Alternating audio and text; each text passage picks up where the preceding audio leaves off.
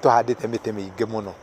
na the purpose ya gwĩka ũguo nĩ atĩ mĩtĩ ĩ bata mũno kũheana kĩruru, imwe nĩ ĩhũthagĩrwo ĩ ndawa na mĩingĩ mũno ĩkahũthĩrwo ya gũthakaria. Ta rĩu mũngĩrora rũgiri rwitũ ruothe rũihũrĩte mĩtĩ, na mĩtĩ nĩ mĩega tondũ nĩ ĩtheragia rĩera na ĩgatũma tũikare ũrĩa twagĩrĩirwo nĩ gũikara. Oh no, I wouldn't say that only plant for trees that are going to be used for research, but I think it's a good idea to think about the utility of the trees. In fact, in many places they will say that if you can convince the community that there is a value to the trees that they are planting, in other words, there is a utility to it, they are more likely to take care of those trees to make sure that they survive.